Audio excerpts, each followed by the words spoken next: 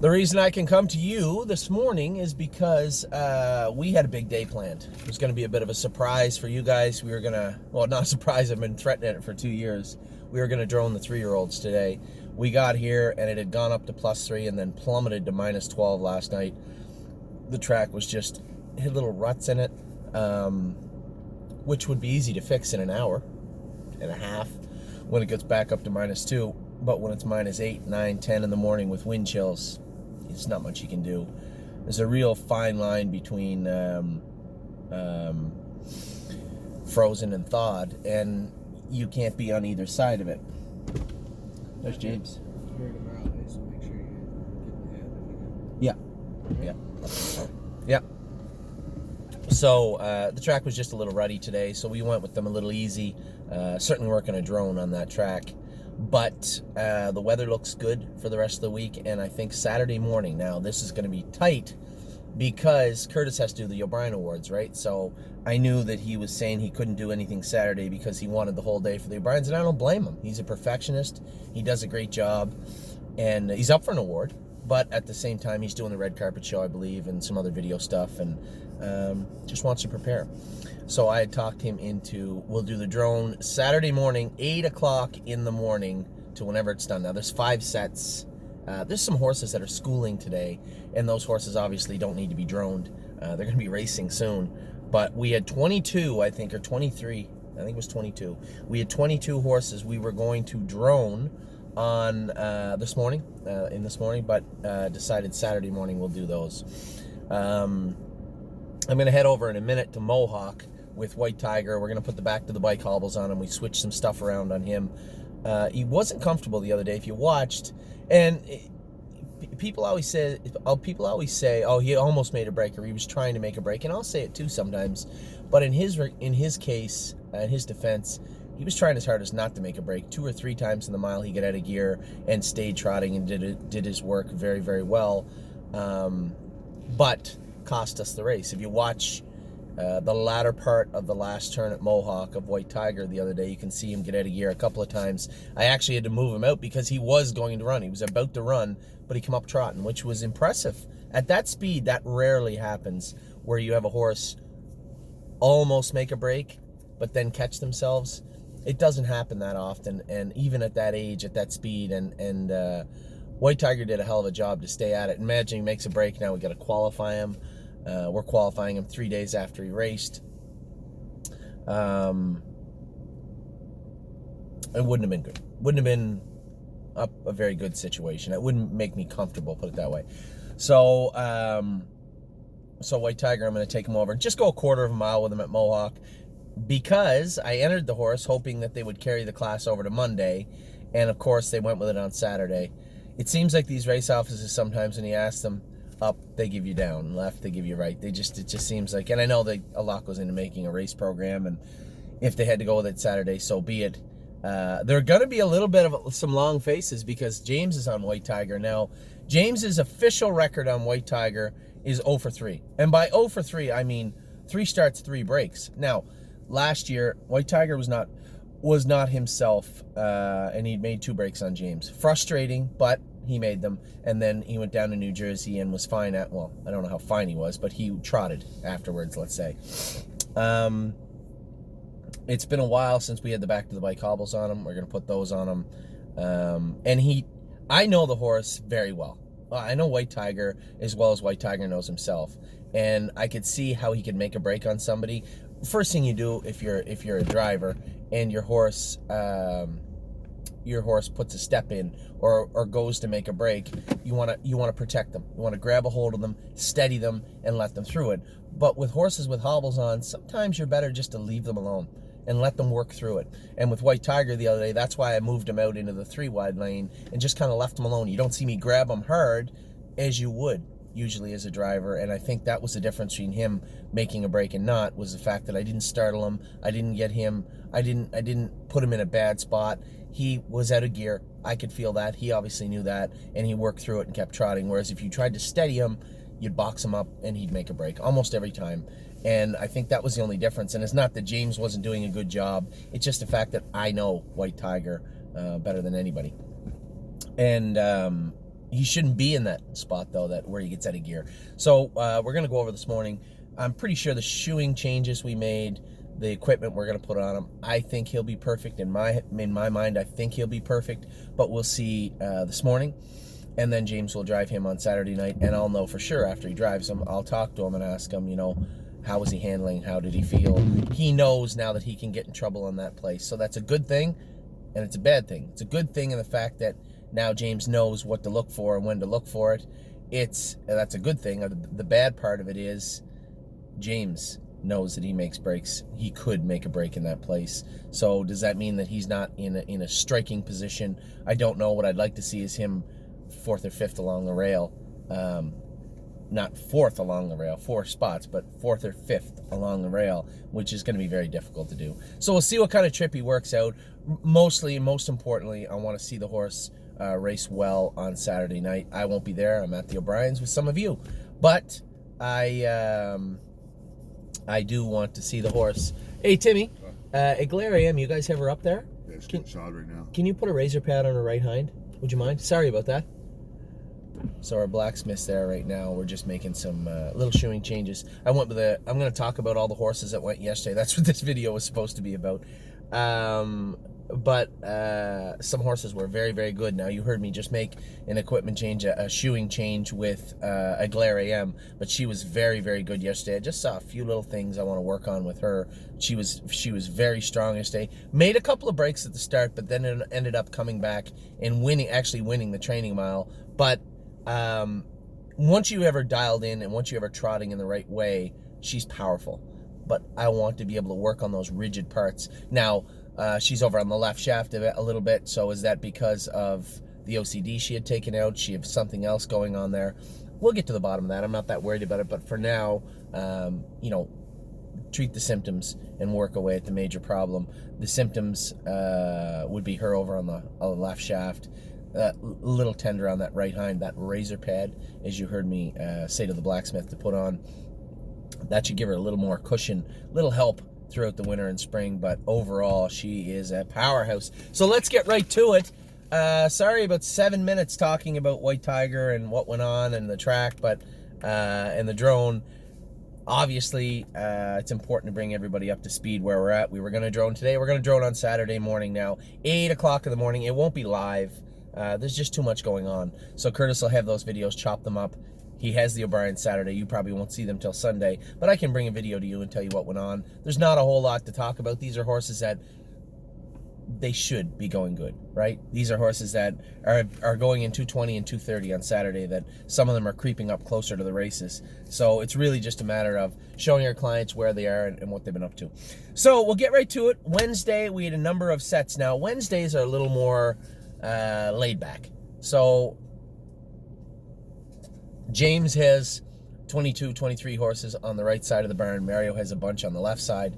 Danny has a bunch down in shed row 5 and 6. So I don't like when they just compartmentalize, right? And they go 2 by 2 at Danny's barn, 2 by 2 in Mario's barn, 3 by 3 at James's barn. So I got there and said, boys, this is what we're going to do. Duck your head out the door and say, hey, you ready to go on the track? It doesn't matter, trotters or pacers. We're just going an easy, slow mile. Just jump on 3 horses and go until the end of the day. And that's what we did, which was good. It was impromptu, but it was very good. We get a chance. And I tell people all the time, like, I don't like that the same rider goes with the same horse all the time. I want different input, right? What do you think? What do I think? What does James think? Steve thinks? All these things help. All this small amount of input helps. So it was just a matter of jump on the horse, go with it, and see how it is. I got a real good look on a whole bunch of horses yesterday. That really impressed me a lot. Forgot about one here. Now, there's no point doing a top 10 list because that would be unfair for a number. Well, I guess it'd be fair, but you guys really want a top 10 list from last Saturday, one from this Wednesday, one from the next Saturday. This Saturday, it looks like the weather's coming around. We're not going to drone, but we are going to train on Saturday, and it gives us an opportunity. There's a lot of horses coming up for the O'Briens also. A lot of people coming up for the O'Briens also that want to see the horses. We have some political staff from PEI that are going to be here on Saturday also. So we want to show off what we're doing. We want to show off the horses. We're going to have big sets on Saturday. But Giving you a top 10 list all the time. Not necessary, and if you want one Saturday, I can give you one, but still. Wednesday, I'm just going to talk about the horses that impressed me, not in any particular order. We'll start with a horse that, for you to be on the top, you have to be good all the time, right? It's going to be hard to dethrone Eternity Road 1 week. Now, if Eternity Road runs and is no good, fine. But at the end of the day, consistency at this time of year and throughout right till June play a big role. And Eternity Road certainly looks like he's the head honcho right now. There's some horses that can go with him. More We Welcome, we kind of throttled back a bit, and she's starting to pick it up now again. I like One My Heart Hanover, but she hasn't done enough certainly to dethrone him. Nobody has. Now there is one horse I saw for the first time yesterday because I sat behind him that made me think he could challenge Eternity Road for the rest of the season, but he's certainly not there yet. Close, but not there yet. So Eternity Road is the head honcho. The horse I was just talking about is a horse that is going to surprise a lot of people. Perfect Record.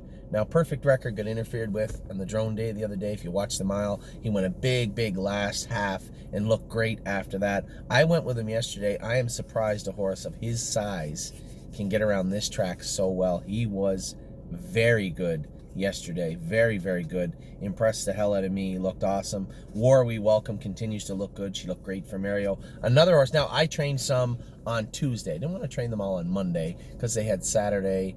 We went with the drone Friday. There was inclement weather Saturday. Sunday they stood. Monday I didn't want to train them. So I trained some Tuesday. That kind of let me down. And I told you about the 6 that let me down the other day. I went with most of them. I went with most of them. I went with One My Heart Hanover. She was better. Horse on here, 2 horses on here look great. Lincoln Hanover, we chopped all his toes off.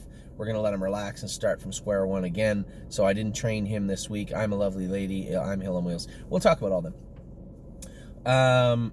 Number 3, War We Welcome. Number 4 was a filly I trained on Tuesday, and she looked as powerful as every horse we have in the burn. Any of them. Her name is Rose Run Why Not, and she really surprised me. We made a couple little changes on her, took some equipment off, added some different equipment. I thought she was incredible here on Tuesday. Very happy with what I've seen from her. Now, we've had a number of people asking about how fast they're going. Hey, I know Blake McIntosh has a timer on his. I know he does. Curtis put the timer on. That timer you're looking at was originally built for the stable.ca, but I don't want any timers on the horses. And that isn't because I'm going fast or I'm going strong or I want to deceive anybody. It's because it's for you out there. Everybody gets in their head that if they go in 36 today, they should go in 33 tomorrow or next training day. And if they don't, what happened? Everybody gets addicted and hooked on time.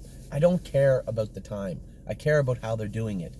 Care about, can they accelerate? When they're done accelerating, can you throttle them back and let them sit? And will they relax? Will they literally relax, or will they get hot? We're trying to polish these horses up so they do their job properly.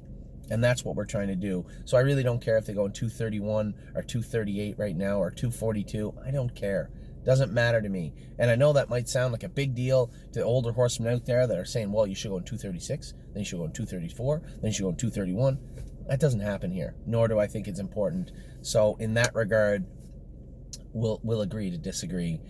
I want the horses doing their work right. I don't need to bottom them out. I don't need to push them. You're going to see some horses, we chase them and chase them and chase them because they needed to be pushed on that particular day. There's other horses you're going to see that are wrapped up. 2 weeks ago, you saw me push, where is he? Surreal Love. I didn't push him the other day. He was wrapped up because he did his work easily. He understood, he learned, and reacted accordingly. So this timer stuff, we're not putting timers on the videos at all, at any point. I have no interest in, and for that matter, this track is a hair short of a half-mile track. That's why if you look closely, you see those 3 poles: half, or start, half, finish. But if they have the track plowed down close, it might even be shorter than that. So you might see a mile in 231, be like, oh, he went in 231. It might really be 235, 234. But who cares? I don't care about the 234, 231, 238. I care about how the horse did it and how they behaved, and if they are good or if they need some changes or if they are making mistakes. These are the things that we're looking at. So Rose Run Why Not was fantastic here on Tuesday. Really impressed with her. Her overall power surprised me. I thought she was making breaks and learning, but I was shocked how big she is. I know she was a big filly when we got her, but she is big. She's a giant of a filly. So a lot of the time right now what we're doing is I want to see them train, then I want to see them the next day. Wednesday, she looked great jogging on the track. Teresa really likes her, that takes care of her, who made the little arts and crafts. I kept it. Who made the little arts and crafts thing. So I told her, just put a little blister on. All the horses in January, I would like to put a little cedar oil on the knees, hocks, and stifles, and then see which ones blow up. Rose Run, why not? Her left knee blew up more than her right.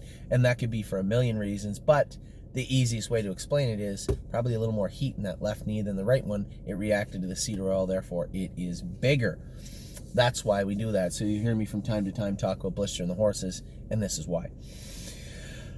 So Rose Run, why not? Very good. Holy Chick continues to be fantastic. We're talking about consistency. You know, Eternity Road's been very consistent. Holy Chick has been ultra consistent. She's good every week. Continues to get stronger. My only problem with her is she doesn't eat the greatest. She picks away at her breakfast. We made her a mash for lunch. She ate great. Now, a lot of people can easily just say like that. Look at Danny bringing a jog cart. Poor Danny. 1 second. Dano! Jason's jog cart's over there. Don't worry about a jog cart. My God, you worry about an awful lot of stuff. It's over there hooked up to the bike. I gotta grab it anyway. Serious. Yes, I have everything you're gonna need. You worry too much. So, this is a funny story. Danny's like the salt of the earth, right? And when we go over to train at Mohawk, there's always a million carts there. I mean, could you break one? Yeah, I suppose you could. But I know everybody there, so I'll just grab somebody's cart, borrow it, spray it off, and put it back. Same as I'd be happy if anybody did that with our stuff. So, Jason has one of our bikes locked up over there with the jog cart. So, I told Danny, don't worry about a jog cart. So we're going to go over with White Tiger, and he wanted to take his horse. Here he is coming with a jog cart to load in the trailer to take the Mohawk because he didn't want to borrow one. So I told him, Jason has a jog cart over there also. So where were we? Holy Chick. My God, this is taking a long time. I'm sorry.